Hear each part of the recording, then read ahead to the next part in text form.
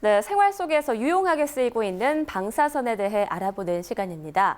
오늘은 신경외과 의사이자 사이버 나이프 수술의 대가를 모셨습니다. 암센터인 고신의료 원장을 역임하셨고 이후 동남권 원자력의 학원 초대병원장, 지금은 뇌종양센터장으로 계신 전병찬 센터장 스튜디오에 오셨습니다. 안녕하세요. 안녕하세요. 네, 먼 길 오느라 정말 고생 많으셨습니다. 감사합니다. 네. 일단 동남권 원자력의학원이 부산 기장군에 있죠. 네, 기장군 하면은 고리 원자력 발전소가 있는 곳으로 유명한데요. 처음에 이곳이 입지로 선정됐을 때 주민들의 반응은 어땠나요? 기장군 하면 굉장히 생소한데 국제적 명소인 해운대 아시죠? 네, 그럼요. 해운대에서 한 20분 정도 거리에 떨어져 있는데 발전소와 저희들 의학원 거리는 한 7분 정도 거리에 있고, 발전소가 세운 이후에 주민들이 굉장히 불안하고 걱정거리가 많았었죠. 그래서 그런 와중에 저희 의학원이 들어서서 주민들 반응이 굉장히 좋았는데요. 그 이유는 어르신들이 같이 가까운 곳에도 근무하고 있고, 또 만일의 사태에 대비해서 방사선 비상진료센터를 갖추고 있기 때문에 주민들한테 굉장히 큰 위로가 되었다 할 수 있죠. 네, 그러니까 주민들의 반응이 우려에서 안심으로 변하게 됐군요. 그렇습니다. 네, 오늘 교수님께서 방사선에 대한 얘기를 사이버 나이프로 풀어주신다고 들었습니다. 네. 이 사이버 나이프 어떤 의료 장비인가요? 사이버 나이프는 일종의 방사선 치료 또는 수술 장비인데, 일반적으로 방사선 치료를 할 때는 한 방향에서 아주 많은 양의 방사선을 쏘면은 인체에 해로울 수 있기 때문에 여러 방향으로 많은 양의 방사선을 적게 나누어서 쏘이면 건강한 조직에 손상이 없이 소개의 목적을 달성할 수 있다고 보죠. 처음에 이 사이버 나이프는 미국의 스탠포드 의과대학의 애들러 교수가 개발한 것인데요. 이분은 신경외과 의사입니다. 네. 그래서 처음에는 이 장비가 개발될 때 뇌종양에 집중적으로 이용이 됐는데, 사실 뇌종양 수술이라면 사람들이 굉장히 두려워하죠. 네. 수술 후에 합병증이 와서 뭐 마비가 오거나 의식이 깨어나지 않거나 이런 불안한 생각을 많이 가지고 있는데, 그래서 이런 분들을 위해서 이 사이버 나이프는 특별히 아주 실력을 발휘할 수 있습니다. 특별히 이 장비에는 로봇 시스템이 달려있기 때문에 아주 편리하고 효과적이라 할 수가 있죠. 네. 그래서 이 사이버 나이프는 방사선 치료라 하지 않고 특별히 저희들이 방사선 수술이라고 표현합니다. 네. 물론 뇌종양 외에도 이 척추 종양이나 또는 폐암을 포함해서 전신에 암에도 모두 적용할 수가 있죠.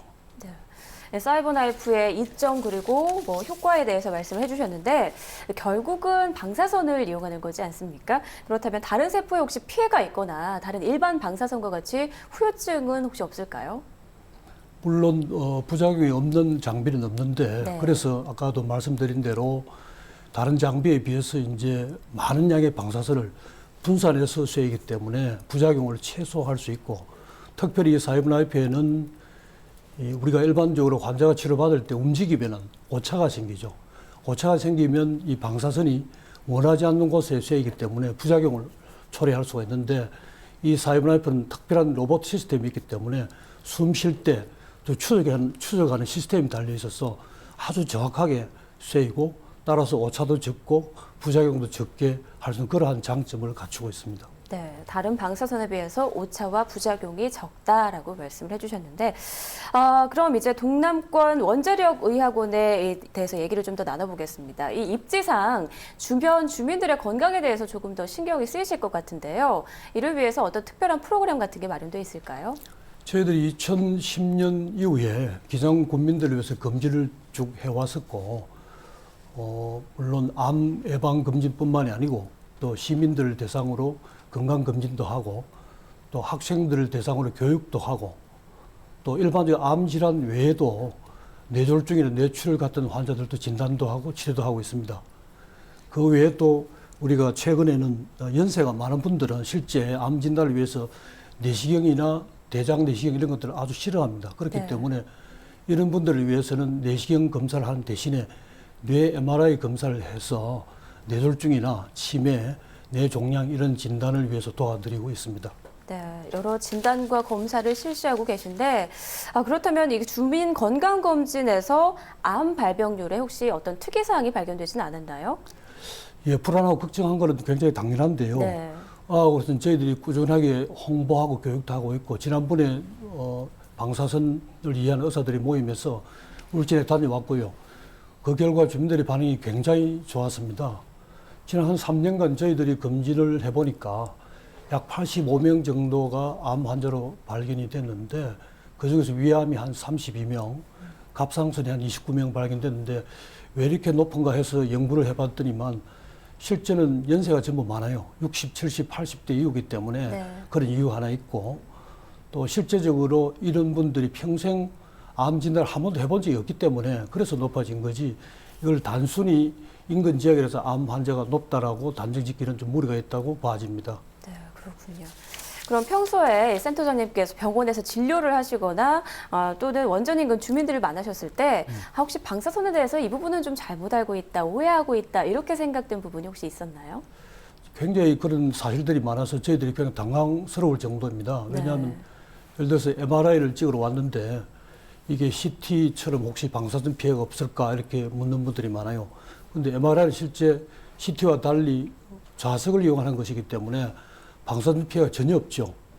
또 CT도 최근에는 기기가 개발이 돼서 아주 저설량으로 촬영을 하기 때문에 방사선 노출을 최소화되어 있고, 특히 최근에는 아주 건강검진에 대해서 굉장히 관심을 많이 가지고 있는데 전신에 찍는 펫CT라는 게 있습니다. 펫CT일 경우에 첫 장비가 나올 때는 방사선 노출이 굉장히 심했습니다.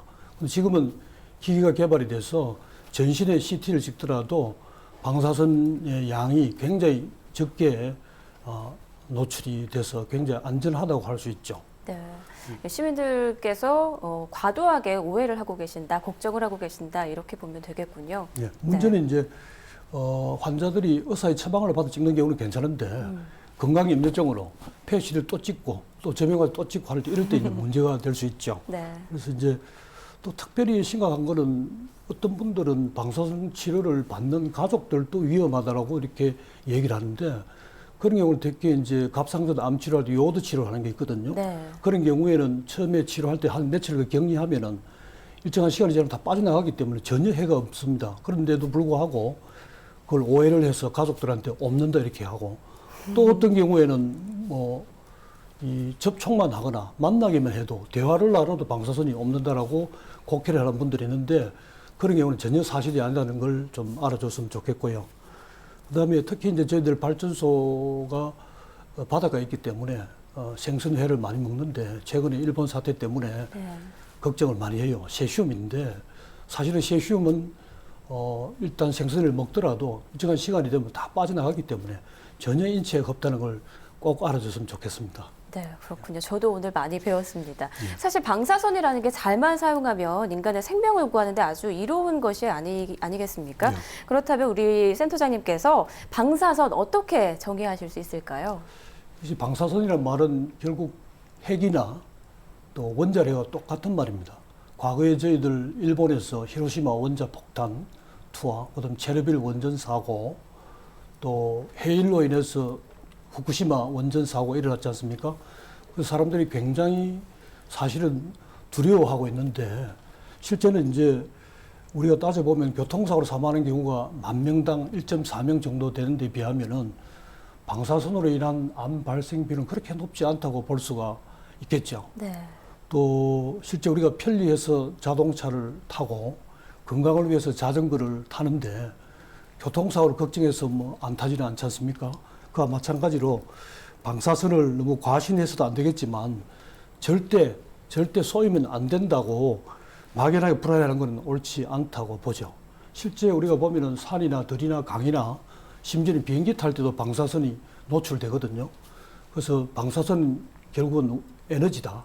에너지를 잘 이용하면 우리가 생산에 기여할 수 있고 국부를 창출할 수 있는 기본이 될 수 있고, 또 한편 의학적으로는 뿐만이 아니고 또 농수산물에 잘 활용하면 건강을 또 도모할 수 있는 아주 좋은 것이라 할 수 있는데, 어떻게 보면 방사선은 결국은 보면은 양면성을 가진 힐링의 한 수단이라고 정의하고 싶습니다. 네, 방사선은 힐링의 한 수단이다라고 정의를 해주셨네요. 네, 이렇게 또 먼 곳까지 오셔서 방사선에 대한 오해도 풀어주시고 좋은 이야기도 많이 들려주셔서 고맙습니다. 오늘 말씀 감사합니다. 감사합니다.